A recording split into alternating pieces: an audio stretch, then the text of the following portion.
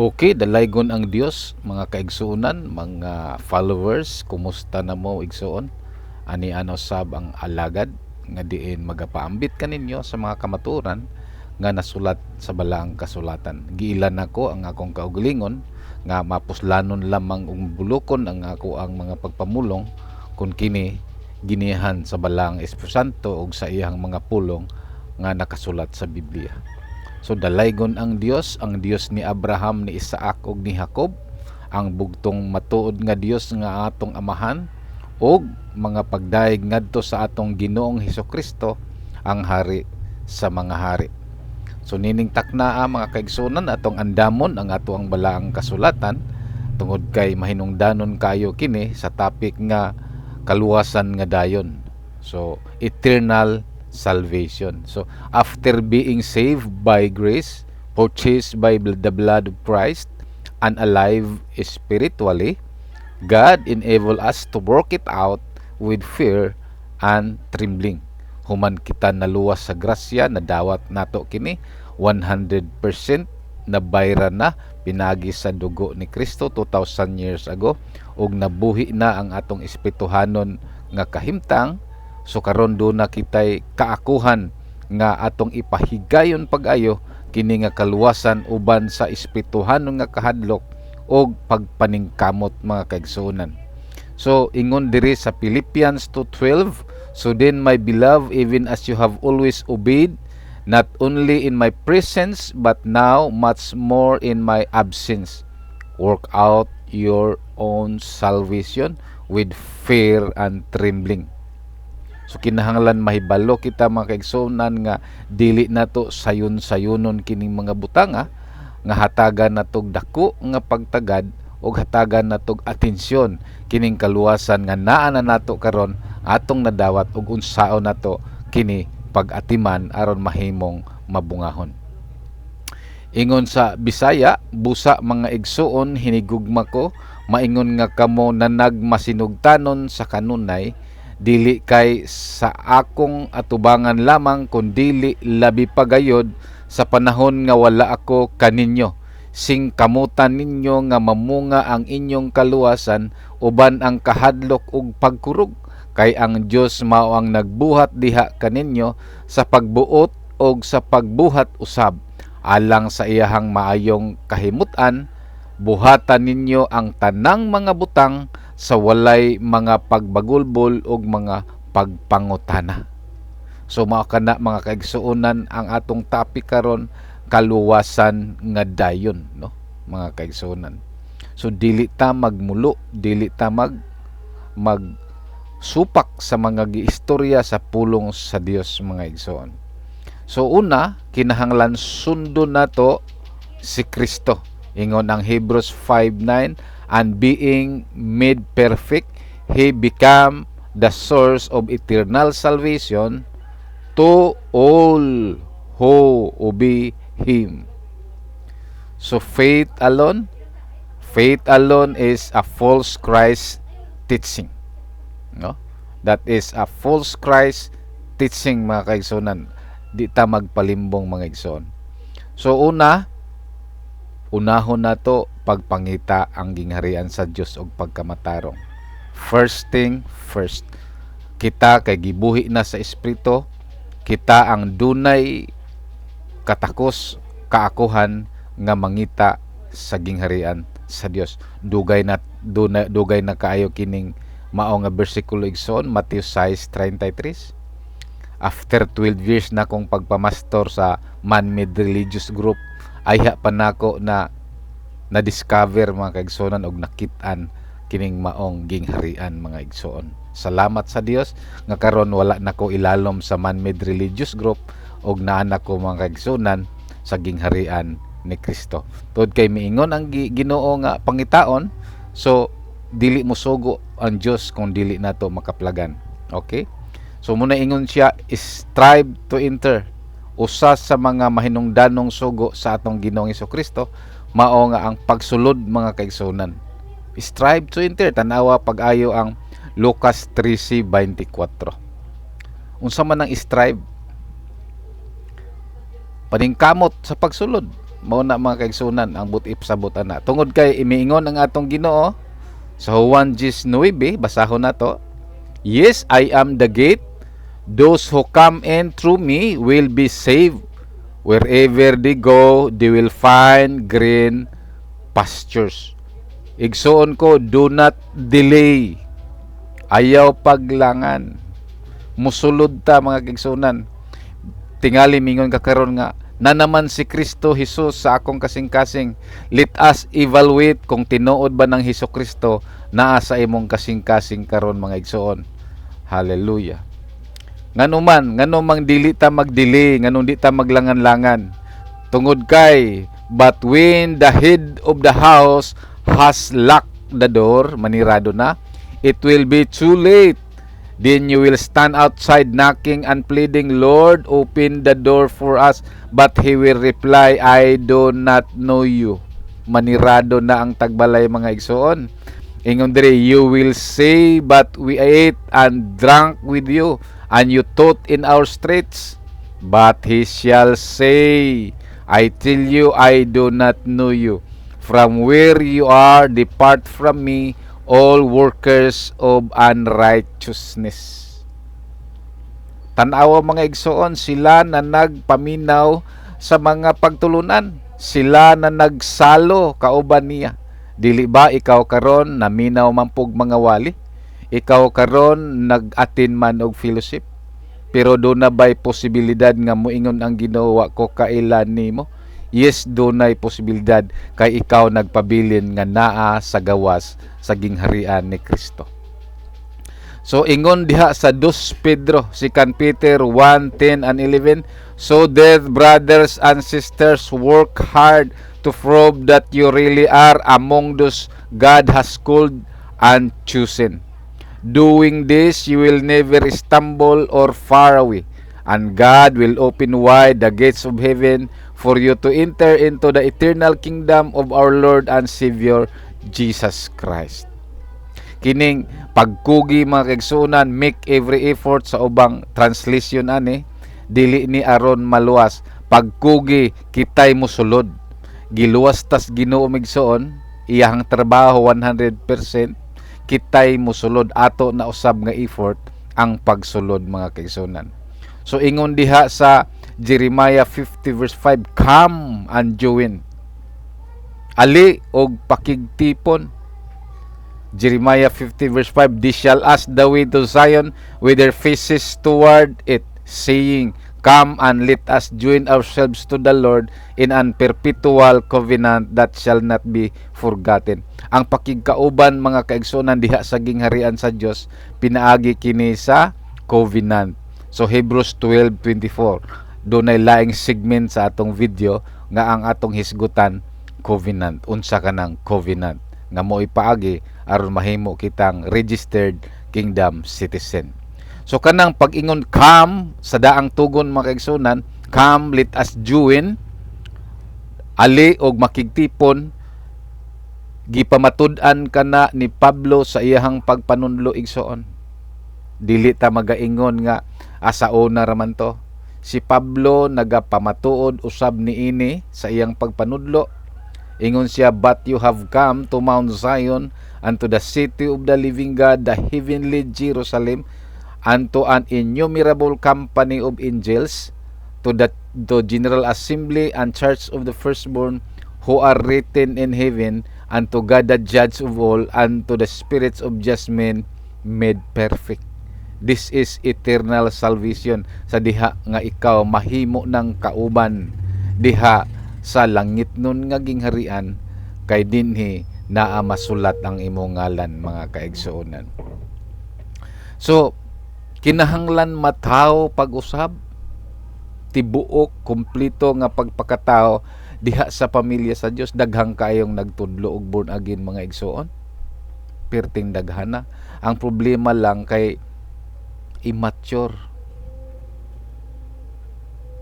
kana bang kulang sa naka-incubate mga kaigsuonan. Naka-incubate karon ang mga born again, na-incubate sila sa man-made religious group. Wala sila, dili tibuok ang ilahang pagpakatao, premature, no?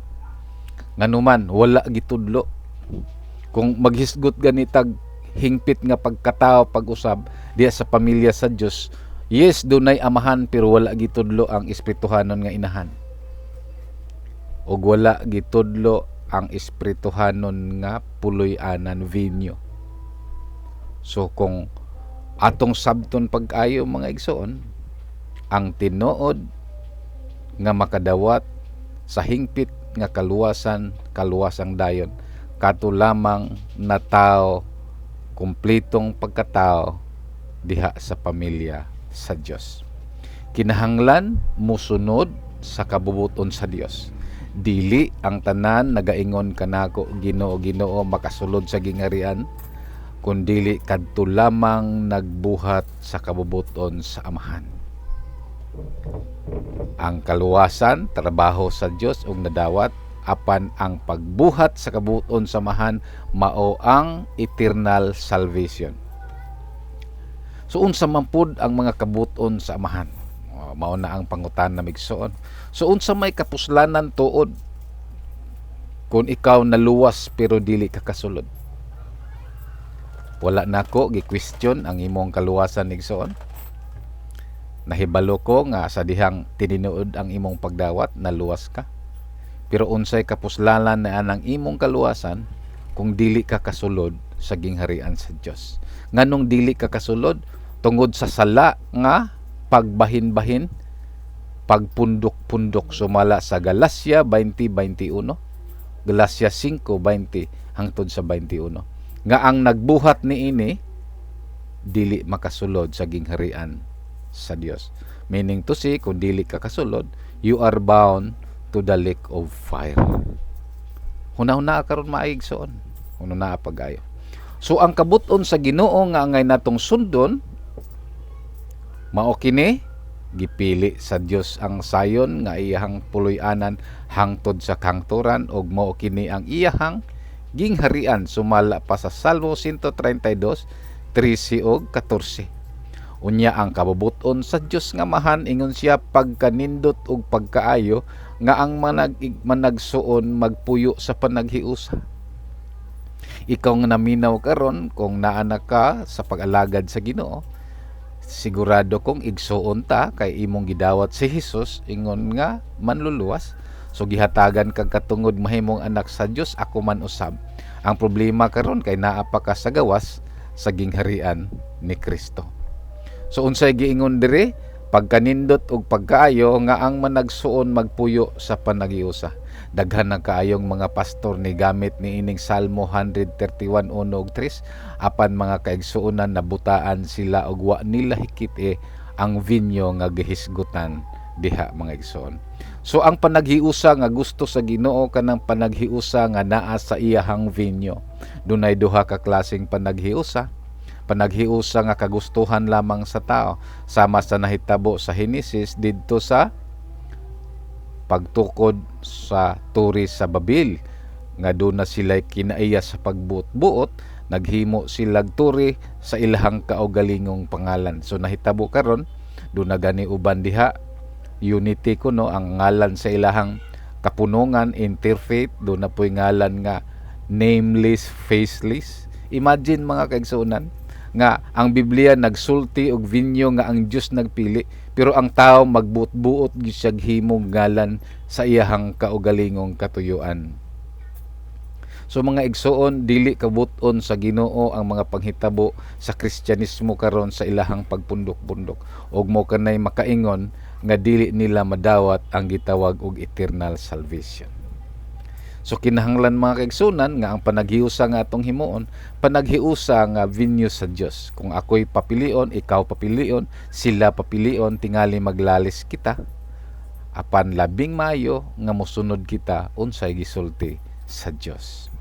So ingon ang Ginoong Hesukristo, be one. Ingon siya sa John 10:16, there are other sheep which belong to me that are not in the sheeping. I must bring them to, they will listen to my voice, and they will become one flock with one shepherd.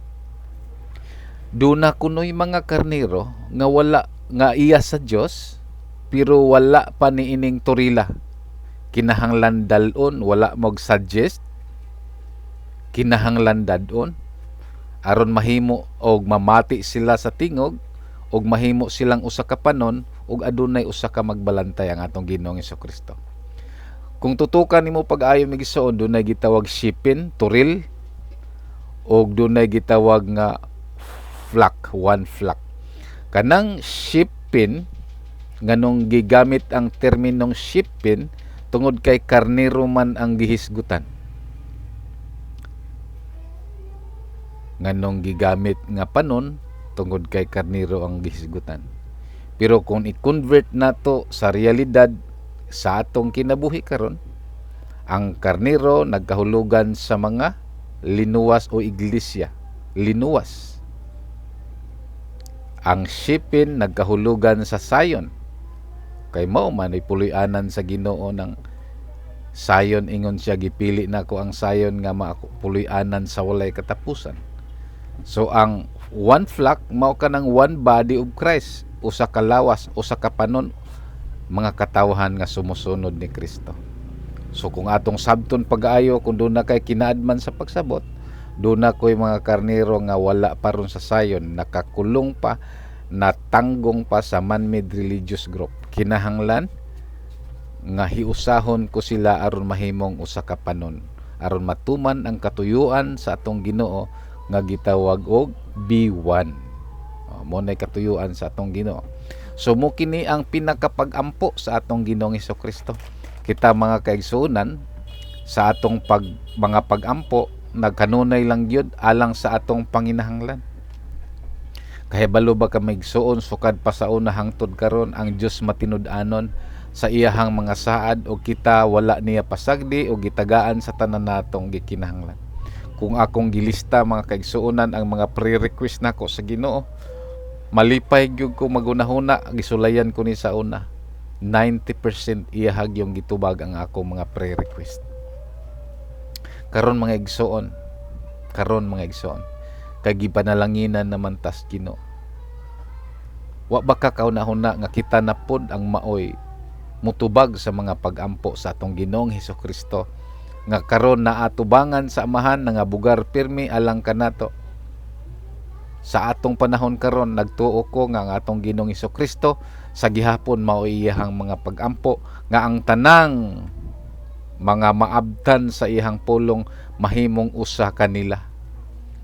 Oy, dili lang di ay amahan, anak, espiritu usa na sayop ng doktrinas Trinity.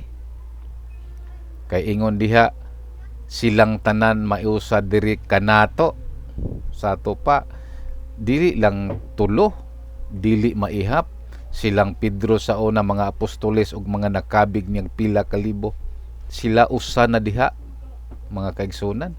Unya nag-ingon sa 20, dili lang sila mausa, katong tanan maabtan sa iyang mga pulong mahimong usa. So munay katuyuan sa atong Ginoong Hesukristo mga igsoon.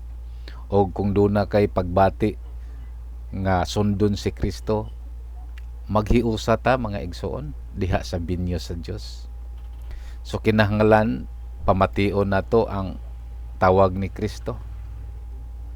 Ingon siya, nakaila ko sa akong mga karnero, sila namati ug misunod kanako. Unya mutuo ta sa gisulti sa Dios nga Amahan. Juan 5:24, ang mamati sa akong pulong ug mutuo kaniyang nagpadala kanako may kinabuhing dayon.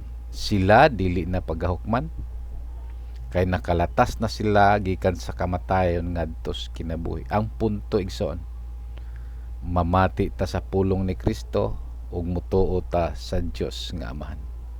Daghang kaayong kontrobersyal nga akong nadunggan sa mga gitudlo nako nga maghisgot gani kog sayon, murag ang tanan makaingon nga nganong sayon man.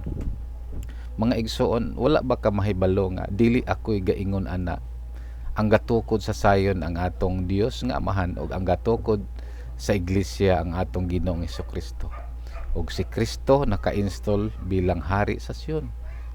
So dili nato angay questionon ang mga giingon sa Ginoo mga igsoon, dili nato angay i-question ang mga pulong sa Ginoo nga gisulat sa Biblia. Puros ni kamatuoran mga kaigsuonan. This is eternal salvation, no? Juan 10:9 misulod ta. Juan 10:16 misanong ta sa tawag sa panaghiusa. Juan 10:27 tinuod ta nga karnero namati tag misanong. Pag Juan 10:28 I give them eternal life. They will never be lost and no one will tear them away from me. Mauni siya eternal salvation mga igsoon sa dihang mahimo na tang usa ilalom sa gingharian ni Kristo. Unya, my Father who give them to me, ang Diyos di amahan mo naghatag nato diha kang Kristo igsoon. Ang Diyos amahan nga mas labaw sa tanan ug wala nagyoy makaagaw kanato gikan sa kamot sa atong Diyos. So nakita nato migsuon nga ang karnero sa amahan ug karnero ni Kristo usara mga kaigsunan mo nang pag-igon sa 30 I and my Father are one. Asa sila naging usa diha sa pagbantay sa karnero aron wala nagibisan kinsa nga makaagaw kanato sa iyahang mga kamot. So mga kaigsunan, this is the absolute will of our Heavenly Father. Mo kini ang kinatabuk-ang kabubuton sa atong Dios nga amahan. Diha sa Sion ibubo sa Ginoo ang panalangin o kinabuhing walay katapusan, sumala sa Salmo 133:3 o gipamatud-an gayud kini sa Juan 6:40. Kay ang kabubuton sa Dios amahan maurasab ang kabubuton sa atong Ginoong Hesukristo mga igsoon. So gitawag ko ikaw karon, gitawag ka sa Dios igsoon, gitawag ka niya aron mahimong usa lamang kita sa gingharian ni Kristo. Ang katuyuan sa Dios nganong giluwas ta hinumdumi, Kolosas 1:13, giluwas kita gikan sa kangit-ngit ang katuyuan aron mabalhin sa gingharian sa iyang hinigugmang anak. Dili niya tuyo nga matanggong ta sa relihiyon o denominasyon nga giparehistro sa SIC migsoon kay maunay nagbahin-bahin kanato. So gidapit ko ikaw migsoon kun doon na kay mga pangutana, comment lang down below, subscribe o i-share mga kaigsunan o hinaot nga ang langit nung kaalam magasilyo sa mga pulong nga imong nadungog og mamunga kini og kasiguruhan og daghan pa ang mga pagtulunan sumpay niini hinaot nga makabaton kag gugma sa pagpamati. God bless you. Shalom.